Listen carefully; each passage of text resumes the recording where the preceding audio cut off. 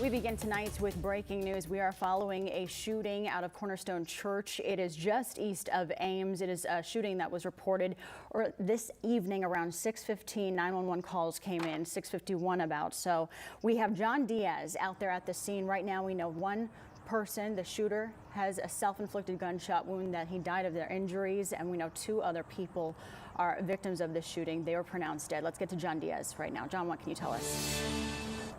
Hey, Samantha, what we're just learning right now, literally within the next past few minutes, is that the shooter is a male individual. The victims, two women who were shot and killed. As you said, all of this starting just before 6:51. That's when multiple 911 calls came into law enforcement that two people had been shot in the parking lot of Cornerstone Church. I want to give you a look at that right now. This is the parking lot that we're talking about. You can still see there's a lot of police activity, and notably there's still a lot of cars here. That's because there was an event taking place here, and a lot of those folks are still here, presumably. We're told investigators are planning to talk to each and every one of the individuals who was here to get a better understanding of what happened. When law enforcement arrived, this was the Sheriff's County the Story County Sheriff's Office that responded. There was three people dead at that point, the two victims and the shooter. And as you said, Samantha, that was from a self-inflicted gunshot wound. Investigators have identified who these people are. However, they are not releasing that information as of yet.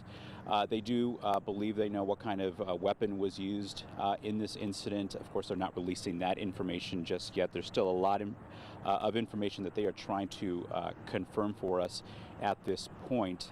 We have seen a number of people walking from the church. Some of them have been escorted by sheriff's deputies.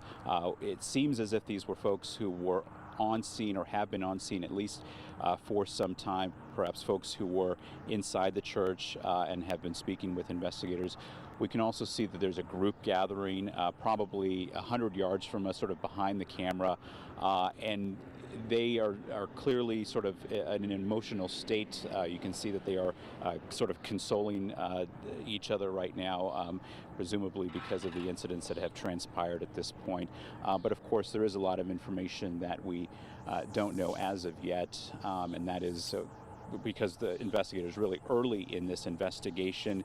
We're going to be here throughout the evening. We will continue to check in with law enforcement to get any updates that we can, and we're going to bring those to you throughout this newscast as well as Local 5 News after the game over on ABC. But for now, we're going to throw it back to you, Samantha, in the studio. John, thank you. And be sure, of course, to stay with us on air and online as this is a developing investigation. As we learn more, we will bring it to you on air, online, up to the minute updates.